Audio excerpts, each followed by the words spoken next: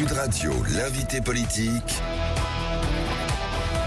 Jean-Jacques Bourdin. Notre invité ce matin sur l'antenne de Sud Radio, Édouard Philippe, président d'Horizon. Édouard Philippe, bonjour. Bonjour Jean-Jacques Bourdin. Merci d'être avec nous. Édouard Philippe, j'ai une question toute simple. La première En général, question... quand vous commencez comme ça, c'est que c'est pas simple. Édouard, on a des souvenirs ensemble. Oui. Édouard Philippe, vous êtes candidat à la présidentielle de 2027, ça c'est clair. Est-ce que, quoi qu'il arrive, politiquement ou autre, vous resterez et vous maintiendrez votre candidature en 2027 ? Alors d'abord, la réponse est oui. Je l'ai dit quand il m'a semblé possible et nécessaire de le dire, que je serai candidat à l'élection en 2027 et que c'était pas pour tout de suite, mais que d'ici là, j'allais me préparer. Bon, j'ai dit clairement. Je crois, à ce stade, être le seul à l'avoir dit clairement. Je ne crois pas que les autres, qui sont légitimement intéressés, ou qui envisagent, ou qui ambitionnent, ou qui aimeraient, l'aient dit. Bon voilà, donc je l'ai dit, et mon objectif, ce que je fais d'ailleurs, c'est de me préparer pour pouvoir, le moment venu, présenter aux Français un projet que je crois sérieux, que je crois possible, pour restaurer la puissance de la France, lui permettre de se sortir d'une situation qui est une situation dont chacun sent bien qu'elle est compliquée. Je vais y revenir. Mais les autres, à qui pensez-vous, Édouard Philippe ? Je ne crois pas, Jean-Jacques Bourdin, que je serai le seul candidat à l'élection présidentielle en 2027. Une analyse rapide de notre histoire m'a montré qu'en général, on était plusieurs, et je vais vous dire, tant mieux. Parce qu'il faut prendre la démocratie au sérieux. La démocratie, c'est un certain nombre de gens, de candidats, qui pensent quelque chose du pays, qui veulent emmener le pays quelque part, qui le disent clairement, et les Français qui choisissent. La démocratie, Jean-Jacques Bourdin, c'est pas des accords d'appareil. C'est pas je te donne ça, tu me donneras ça. La démocratie, c'est des gens qui disent voilà ce que je veux faire. Quand je suis candidat aux élections municipales au Havre, je dis écoutez, voilà ce que je veux faire, voilà comment je veux transformer ma ville. Et les Français, les Havrais en l'occurrence, choisissent ou pas quelqu'un ou quelqu'un d'autre. Voilà, c'est d'une grande simplicité, et en même temps c'est d'une grande exigence. Mais les questions sont exigeantes et simples aussi, vous le savez, Édouard Philippe. Question directe, est-ce que la large victoire de Bruno Retailleau dimanche vous affaiblit ? Je ne crois pas. Je pense qu'elle confirme le fait qu'il est désormais, enfin qu'elle dit qu'il est désormais le président d'une formation politique, les LR, et qu'il a remporté une large victoire.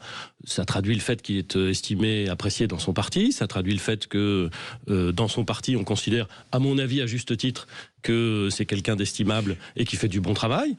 Bon, ben voilà, ça dit ça. J'ai compris que dans son propre parti, il y avait des gens qui avaient dit que ça ne disait que cela. J'ai vu que le soir ou le lendemain même de sa large élection, je l'ai félicité directement parce que, encore une fois, j'ai de l'estime pour lui, et puis que sa victoire est très belle, j'ai vu que dans son propre parti, je ne parle pas de moi, mais dans son propre parti, il y avait des gens qui disaient nous avons désormais un président, mais ça ne veut pas dire que nous avons un candidat. Bon, bah écoutez, ça c'est la vie interne de LR, je n'ai pas à m'immiscer à l'intérieur. Alors, je vous ai posé la question, mais j'ai lu aussi, et vous avez lu comme moi attentivement ce qu'a déclaré Bruno Retailleau. Je serai, on va parler de votre programme après, je serai le premier artisan de notre victoire politique en 2027, dit-il. Le premier artisan de notre victoire politique en 2027. Je n'ai pas fait tout ça, pour qu'ensuite j'abdique. Donc il sera candidat en 2027. C'est comme ça que vous l'interprétez ? Écoutez, il le dira. On dit à juste titre de Bruno Retailleau qu'il dit les choses clairement. Oui. Moi, j'ai dit les choses clairement. Posez-lui la question et je suis sûr qu'il vous répondra clairement. Édouard Philippe, est-ce que vous n'êtes pas l'héritier du macronisme ? Écoutez, je suis qui je suis. J'ai été directeur général de l'UMP en 2002 quand il a fallu construire ce parti. J'ai été député UMP en 2012 jusqu'en 2017. J'ai été le Premier ministre d'Emmanuel Macron de 2017 à 2020, à une époque où nous avons fait beaucoup de réformes. Et puis j'ai créé mon propre parti, croyez-moi, au sein de l'ancienne majorité, il y avait beaucoup de gens qui n'aimaient pas beaucoup l'idée que je crée mon propre parti. Et puis, le moment venu, je serai candidat et je dirai exactement ce que j'ai envie de dire. Certaines choses seront parfaitement en ligne avec ce qu'a pu porter la majorité que je dirigeais en 2017. Et puis d'autres seront nouvelles. Mais j'ai lu votre discours. Mais je ne me positionne pas, Jean-Jacques. Je vais vous dire, je ne me positionne pas, Jean-Jacques Bourdin, par rapport à tel ou tel. Que ce soit dans le champ politique actuel partisan ou que ce soit le président de la République. Voilà. Ce qui m'intéresse, c'est de dire des choses et d'essayer de les mettre en vous œuvre avez et de quitté les faire. Matignon, c'est Oui. vous qui avez décidé de quitter Matignon. Non, quand j'ai décidé, en 2020, j'ai indiqué au président de la République que parce que je m'étais présenté aux élections municipales du Havre, je lui remettrais ma démission, quelle que soit l'issue du scrutin au municipal. Ce que j'ai fait en lui disant que s'il voulait conserver Édouard Philippe Premier ministre, je resterai, et que s'il voulait changer de Premier ministre, ce qui était parfaitement son choix, eh bien, il n'y aurait aucun sujet, et parce que c'est sa responsabilité, c'est son choix. Et il a choisi de changer de Premier ministre, et c'était parfaitement son choix. Si je vous pose cette question, Édouard Philippe, parce que je sais que dans la campagne qui s'annonce, elle reviendra sans cesse. Et Édouard Philippe, l'héritier du macronisme. J'ai lu ce que vous avez dit à Marseille dans votre discours. La France recule, elle s'abandonne. Elle s'abandonne. Elle est impuissante. Vous avez parlé d'impuissance. Est-ce l'échec d'Emmanuel Macron, Édouard Philippe ? Je constate une certaine forme d'impuissance publique. Et je la déplore. Je constate que notre pays, alors même qu'il sait qu'il a des sujets devant lui et qui sont des sujets compliqués, ne prend pas toujours les mesures qui s'imposent. Mais au risque de vous choquer, je pense que cette impuissance, elle est bien plus large que le fait du président de la République seul. Je pense que notre système politique est aujourd'hui dans une situation où rien ne peut être fait. Et ça m'angoisse terriblement pour le pays. Je pense qu'il faut en sortir. Vous êtes un homme de droite. Vous êtes un homme de droite, Édouard Philippe. Ah, je crois qu'on peut le dire. Sans aucun problème. Sans aucun problème. Mais pardon, Jean-Jacques Bourdin, je sais d'où je viens.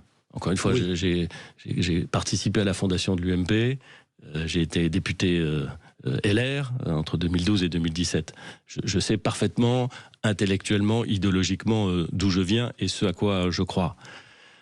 Mais je ne crois pas que les intérêts partisans soient essentiels.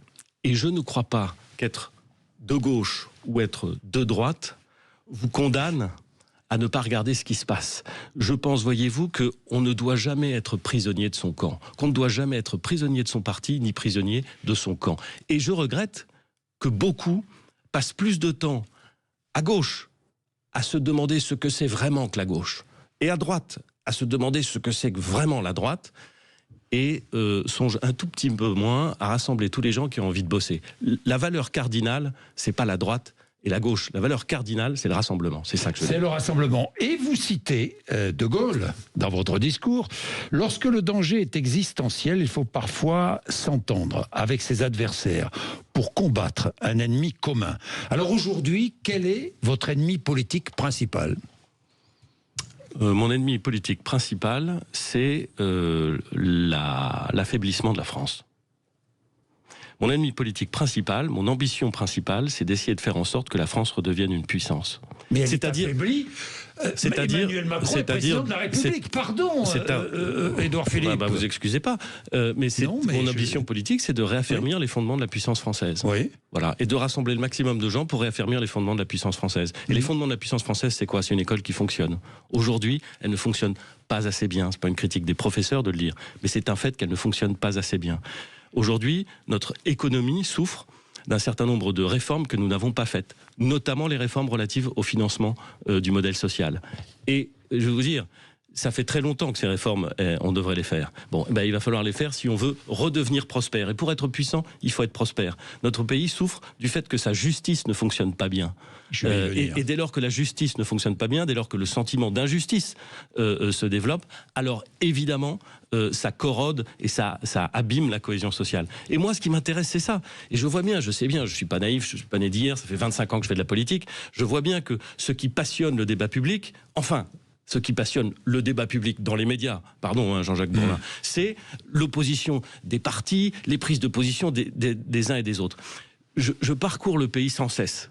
On me reproche parfois de ne pas être suffisamment sur les plateaux de télévision ou à la radio. Je parcours le pays sans cesse. J'étais cette semaine dans le Morbihan, en Loire-Atlantique et dans les Bouches-du-Rhône. Bon. Je vous garantis, Jean-Jacques Bourdin, et je pense en plus que vous le savez, et je pense que vous le savez parce qu'il y a des auditeurs qui vous appellent pour vous le dire. Ce qui intéresse les Français aujourd'hui, ça n'est pas la logique des appareils partisans. Ils s'en foutent. Et puis, ils ont raison. Je ne dis pas que ce n'est pas intéressant en soi, mais ça n'est pas ce qui compte. Ce qui compte, c'est qu'est-ce qu'on fait sur la santé, qu'est-ce qu'on fait sur la justice, qu'est-ce qu'on fait sur l'école, qu'est-ce qu'on fait sur la sécurité. Ça, ce sont des sujets qui comptent. Et je crois très sincèrement que les électeurs qui viennent de la gauche, ou qu'ils viennent de la droite, qu'ils aient pu voter très à gauche ou très à droite, sont en attente de responsables politiques qui leur diront clairement ce qu'ils veulent et qui seront capables de rassembler autour d'eux tous les gens qui ont envie d'avancer. Alors, je vais poser des questions concrètes sur la justice, notamment sur vos choix, Édouard Philippe, mais tout de même, vous parliez des Français, vous parliez de la France dite profonde, j'aime pas trop cette expression. C'est pas moi qui le dis. Oui, mais les 80 km/h, vous regrettez ? Peut-être que je le ferai différemment aujourd'hui, mais je ne regretterai jamais d'avoir pris des mesures dont l'objectif était d'abord et avant tout d'améliorer la sécurité routière et donc de sauver des vies. Et je sais très bien que... que ça va vous être reproché, évidemment. Mais vous pensez sérieusement qu'on peut avoir eu des responsabilités politiques et aspirer à en avoir d'autres sans être critiqué? Je sais très bien qu'on me reprochera ça ou ça. Je sais très bien qu'il y a des choses que j'aurais pu faire autrement. Je sais très bien qu'il y a des choses que je suis très fier d'avoir faites. Bon, je ne vais pas m'excuser d'être qui je suis. Et je ne vais pas m'excuser d'avoir essayé de faire en sorte d'améliorer la situation sur nos routes et la sécurité routière. J'ai probablement pas réussi à expliquer, c'est ma responsabilité, que cette mesure, c'était pas une mesure pour emmerder le monde ou pour gagner de l'argent, que c'était une mesure pour éviter des accidents. Et encore une fois, vous savez, on peut dire ça, qu'est-ce qu'il nous raconte là? Dans toutes les familles de France, dans toutes les familles de France, il y a des gens qui ont été confrontés à ces accidents terribles sur la route, dans toutes les familles de France. Quand on sait ça, on peut mettre un tout petit peu de calme et de réflexion et se dire, bon, ok, est-ce que vraiment on peut accepter une France où il y a aujourd'hui un peu plus de 3000 morts et plusieurs milliers de gens qui sont lourdement handicapés après des accidents? Voilà, c'était ça mon objectif. Alors j'observe, Jean-Jacques, si vous me le permettez, qu'il doit y avoir à peu près la moitié des départements français qui ont conservé cette règle et l'autre qui en a changé. Et Édouard Philippe, vous avez beaucoup parlé de justice à Marseille. C'était l'un des thèmes de votre intervention, de votre discours. Alors j'ai des questions précises. Un dealer, pour reprendre votre discours justement, un dealer en France peut être condamné 1 fois, 2 fois, 10 fois sans jamais mettre un pied en prison. Oui. Que proposez-vous? Des peines courtes, mais des peines prononcées dès la première infraction. Si vous me permettez d'expliquer ce qui se passe en France aujourd'hui, et je vais le dire de façon peut-être un peu rapide, mais néanmoins, c'est effectivement ce qui se passe. En France, on emprisonne tard et longtemps. On emprisonne tard au sens où il y a une telle surpopulation carcérale, il y a tellement de gens en prison, il y a tellement plus de gens en prison qu'il n'y a de places en prison, que les magistrats se disent, et ils n'ont pas complètement tort, hein, Jean-Jacques Bourdin, se disent, si on envoie quelqu'un à la première infraction, on constate son infraction, si on l'envoie immédiatement en prison, on est certain qu'il va récidiver tellement les conditions sont indignes, tellement il va être mélangé avec une faune encore pire que celle d'où il vient. Et donc, on a un système dans lequel on ne va pas en prison, il n'y a pas de sanction pénale forte pour les premières infractions. Le vol, par exemple, personne en France n'est emprisonné pour vol simple. Il y a du vol à l'étalage partout. Personne n'est emprisonné. Attendez, je continue. Donc on emprisonne assez tard, et évidemment, quand quelqu'un est condamné à la fin pour 3 ou 4 ou 5 infractions, alors là, il va en prison, et il va en prison plutôt plus longtemps que la moyenne. Donc, vous avez cette caractéristique assez particulière à la France, d'avoir des gens qui vont en prison tard et longtemps. Je pense qu'il faut faire l'inverse. C'est-à-dire, je pense qu'il faut envoyer les gens, quand c'est nécessaire, en prison tôt, et pour des peines courtes, mais pour des peines effectivement assurées. C'est-à-dire que je suis partisan de peines ultra courtes, mais dès les premières infractions. Et ce système-là, je ne l'invente pas. Moi, j'ai une imagination limitée, vous vous doutez bien, Jean-Jacques Bourdin. Bon, mais je ne l'invente pas, il existe. Il existe dans certains pays, et les pays qui ont mis en place ce système de sanctions pénales fortes, immédiates et courtes, ont obtenu d'excellents résultats en matière de récidive. Donc je pense, enfin, de lutte contre la récidive. Donc je pense qu'il faut avoir des réponses pénales plus rapides, plus fortes, et immédiatement dès la première infraction. Justice, autre question. En 2024, les mineurs de 13 à 17 ans ont été responsables de 35% des vols violents sans armes. Que proposez-vous ? Alors là, on a quand même un sujet qui tient au fait que notre code pénal, et c'est assez compréhensible, prévoit des dispositions particulières, spécifiques et un peu plus protectrices pour les mineurs. Sur le fond, tout le monde peut comprendre. Un mineur, par définition, il n'a pas le discernement d'un majeur, et par définition, il faut faire une attention particulière aux mineurs, si j'ose dire, même quand il est délinquant.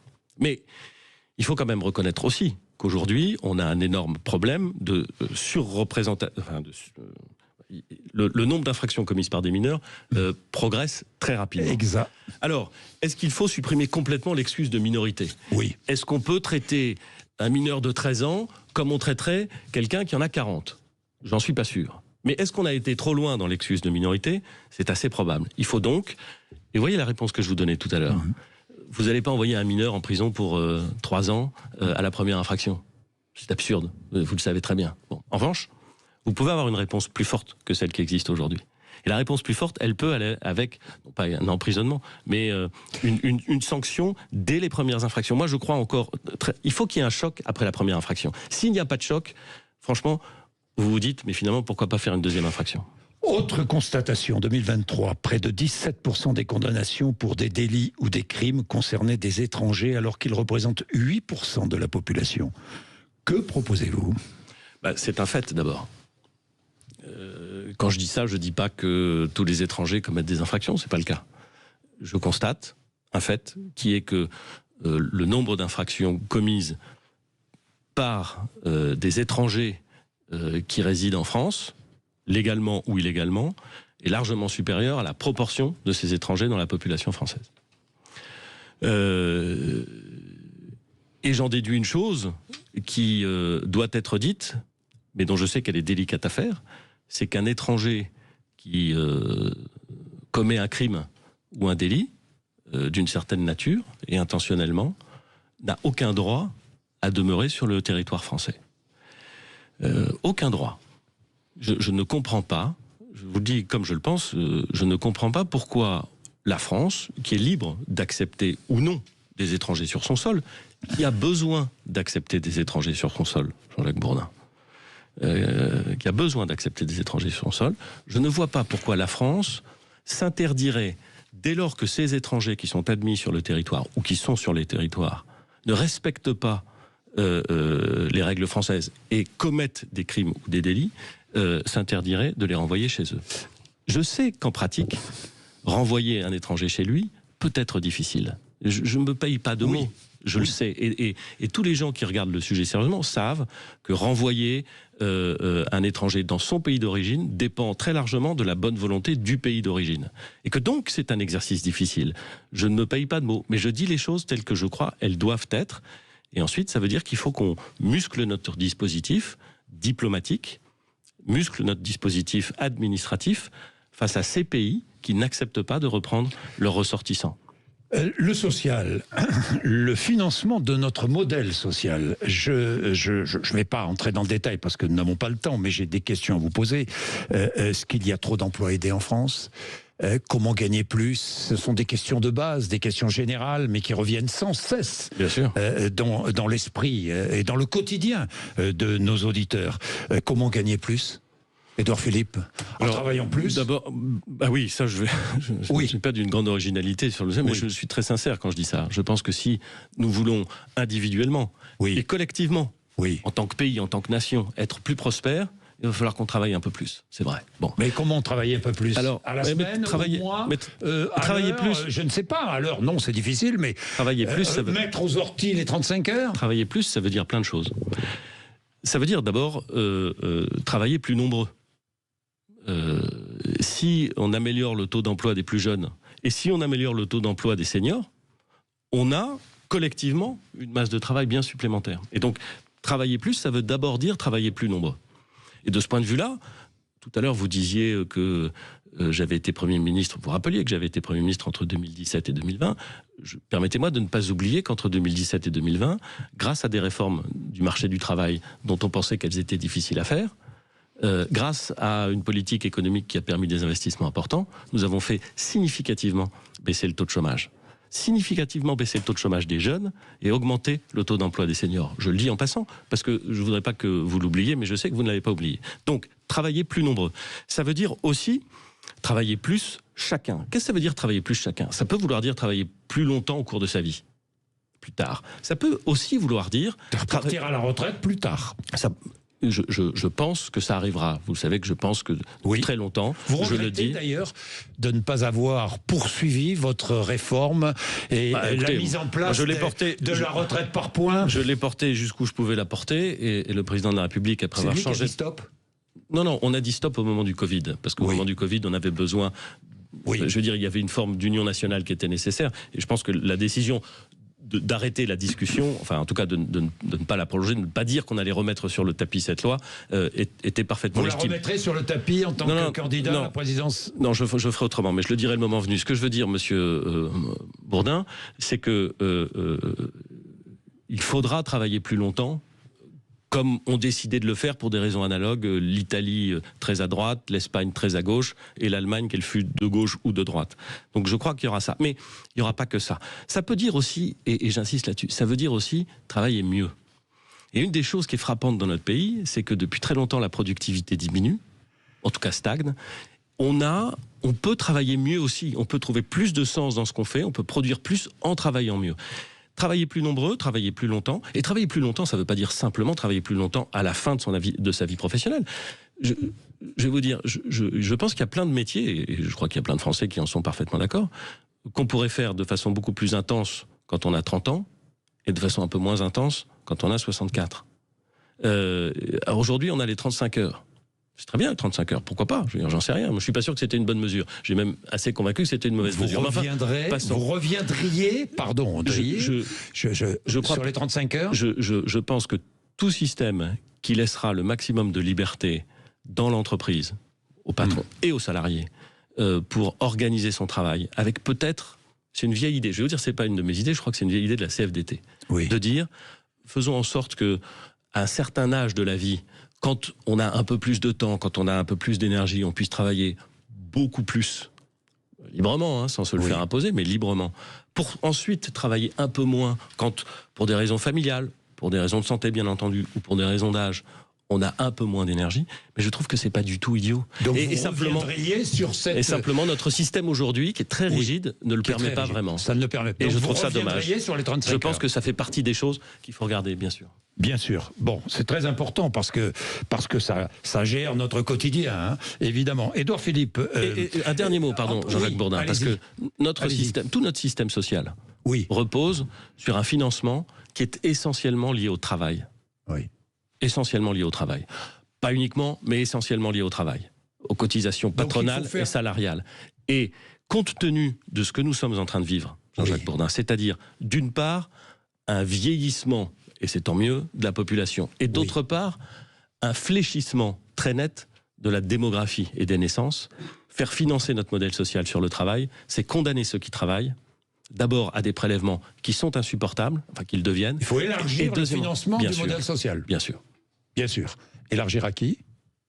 Il faut que chacun contribue au financement du modèle social. Il faut que le modèle social... Dès le premier euro gagné ? Il faut que le modèle social ne soit plus simplement financé par le travail. Sinon, je vais vous dire, sinon on ne s'en sortira pas. On a le taux de cotisation patronale le plus élevé d'Europe. Ça ne nous aide pas. Ça ne nous aide pas. Ça n'aide pas les entreprises, ça n'aide pas les salariés. Président de la République, quelle serait... Vous avez déjà réfléchi à ça, votre première mesure ? La mesure qui vous tient à cœur plus. Je refuse de répondre à ça parce que je trouve que... Non, pardon. C'est trop tôt. Je trouve que c'est absurde. En revanche, je peux vous donner ma première priorité. Alors ? La première priorité, à mon avis, enfin c'est pas à mon avis, c'est ce que je pense très sincèrement, c'est l'école.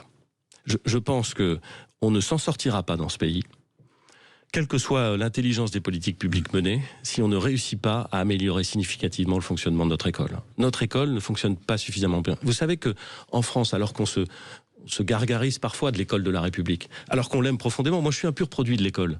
Mon père a été le premier à avoir son bac dans la famille, il a fait des études pas très poussées, il est devenu professeur de français, et moi j'ai réussi à avancer dans la société parce que j'ai beaucoup travaillé à l'école et que C'est indispensable, l'école. C'est pas simplement indispensable comme instrument de promotion sociale, mais c'est indispensable. On a l'école, entre guillemets, dite de la République, dont chacun se gargarise, qui reproduit le plus de tous les pays de l'OCDE les inégalités sociales. Notre école ne fonctionne pas suffisamment bien. La première priorité pour moi, c'est retaper ça. Et si on retape l'école, si on a une école qui fonctionne bien, alors je vous garantis qu'on est un pays beaucoup plus puissant, beaucoup plus prospère et probablement beaucoup plus heureux. Bien, Édouard Philippe, j'ai 3 questions pour terminer. Réponse courte, si vous pouvez, la fin de vie.